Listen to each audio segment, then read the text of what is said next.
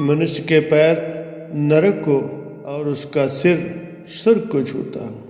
ये दोनों ही उसकी भावनाएं हैं।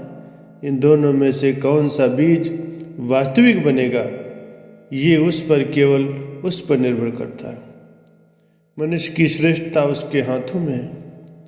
प्रकृति ने तो उसे मात्र संभावनाएं दी हैं। वो स्वयं ही सृजन करता है।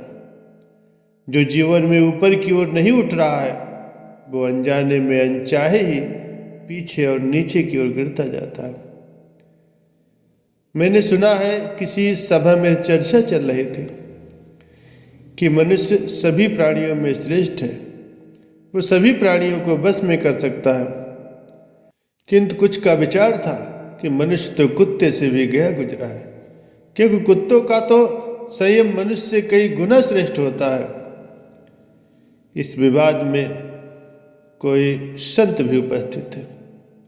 दोनों पक्ष वालों ने उनसे निर्णय देने को कहा, तो संत ने फरमाया, मैं अपनी बात कहता हूँ, उसी से आप लोग निर्णय कर लेना।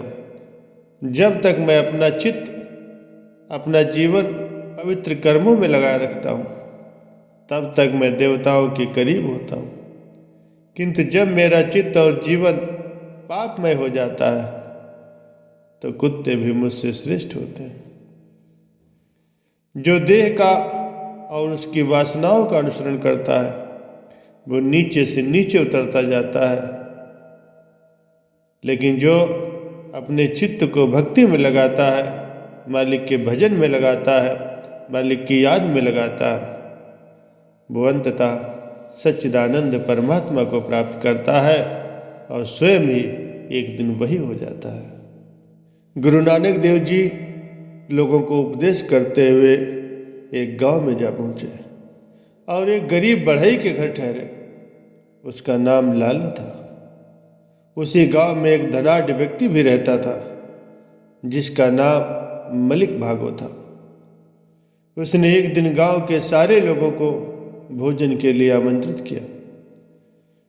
सारे लोगों के खा चुकने पर उसने अपने नौकरों से पूछा कि कहीं कोई आदमी बिना खाए तो नहीं रह गया। इस पर नौकरों ने बताया कि लालू के घर में एक साधु ठहरा हुआ, जो आपके भोजन से वंचित है।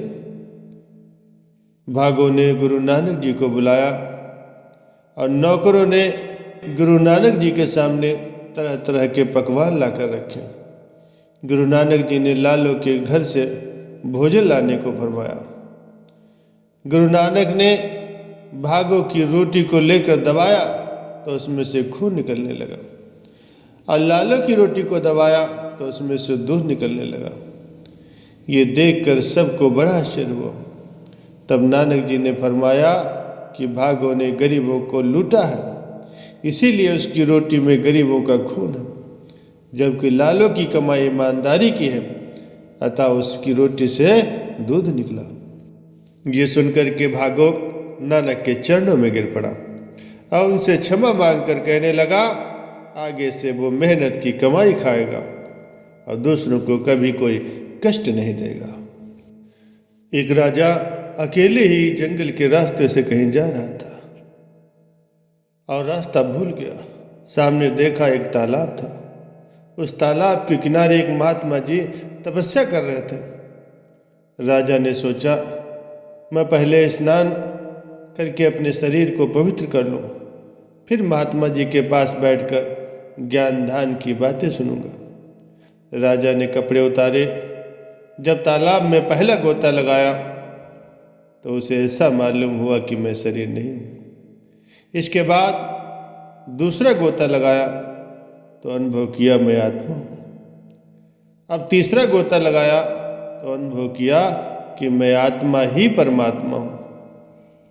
और जब चौथा गोता लगाया तो अनुभव किया मैं सर्व ब्रह्मांड में ही व्याप्त हूँ, सच्चिदानंद ब्रह्म हूँ। मैं सारे संसार का मूल आधार हूँ। मेरे ज्ञान चेतना से ही सारा संसार रोशन हो रहा है। मैं राजा नहीं हूँ, मैं सर्व ब्रह्मांड का स्वामी सच्चिदानंद परमात्मा हूँ। सारे संसार की आधारशिला हूँ।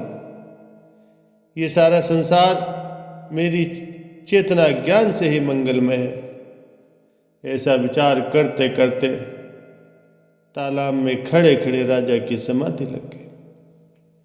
उधर महात्मा जी की समाधि खुली तो देखा कि तालाब में एक राजा खड़ा हुआ है, उसकी समाधि लगी हुई है।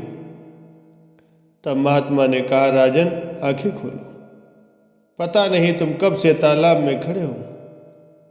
उधर राजा की समाधि टूटी और कहा, स्वामी जी मैं राजा नहीं हूँ, मैं आत्मा परमात्मा हूँ। मेरे नूर से ही सर्व ब्रह्मांड का निर्माण हो रहा है। पता नहीं जल में ऐसी क्या करामात थी जो एक अज्ञानी मूर्ख राजा को पल भर में ही ज्ञान के धन से माला माल कर दिया।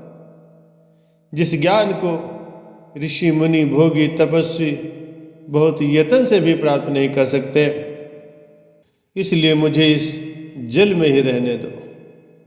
महात्मा जी ने कहा, जो तुम्हें तालाब में मिल चुका है वो अब लुप्त नहीं होगा, तुम बाहर आ जाओ। तब राजा तालाब से बाहर आया और महात्मा जी के चरणों में नमस्कार करके बैठ गया और जल की करामात का प्रश्न कर दिया। तो महात्मा जी ने कहा, मैं बचपन से ही इस तालाब के किनारे तप और तपस्या करता हूँ। मेरा निश्चय वही है जो तुम्हें मिला है। मेरी तपस्या से जल भी वैसा हो गया है। जब मैं स्नान करता हूँ तो मेरी भी समाधि लग जाती। हे राजन, ये सब मेरी तपस्या का ही फल है। अगर अज्ञानी लोग भी आकर इसमें गोता लगाएंगे तो उनका भी निश्चय ही हमारे जैसा आत्मज्ञान हो जाएगा। परंतु ऐसा होना नहीं है। लोगों को सच झूठ की पहचान नहीं। संसारी लोग तो सूर्य चंद्रमा और नक्षत्रों की रोशनी को सत्य मानते हैं, परंतु ये नहीं जानते कि रोशन करने वाला तो वो चेतन है। वो शब्द स्पर्श रूप और रस के कीचड़ से लथपथ हो रहे हैं, अपने आप को पवित्र मान रहे हैं। जैसे सुअर कीचड़ में स्नान करके अपने आप को पवित्र मानता है, मूर्ख प्राणी अपने ज्ञान की रोशनी में जाग कर भी अज्ञान की रोशनी में भटक रहे हैं। ज्ञान का अंधकार बार बार उनको जन्म मरण की खाई में गिरा देता है और खाई में गिरते ही काम क्रोध लोभ मोह आकर के उन्हें चिपट जाता है। वो सुख मानते हैं, मीठी मीठी चुभन उन्हें अच्छी लगती। खाई में गिरा हुआ प्राणी काम क्रोध लोभ मोह के बंधनों में बंध जाता है। इसमें क्या हानि है, क्या लाभ है, इस पर कभी विचार नहीं करता। जब आंखों से आंसू आते हैं कोई पूछने वाला नहीं होता। रोते रोते जीवन बीत जाता है। चारों ओर अज्ञान के अंधकार में मौत की चट्टानों से टकराकर वो फिर से माँ के गर्भ में आता है। जब से सृष्टि का निर्माण हुआ है उसको कभी भी चैन, कभी भी शांति नहीं मिली, क्योंकि उसने कभी भी शांति के उपाय नहीं किए और अंत में हारे हुए जुआरी की तरह इस संसार से विदा हो जाता है। हे राजन, तुम्हारे पिछले जन्मों के शुभ कर्मों से तुम्हें ये आत्मज्ञान का धन मिला।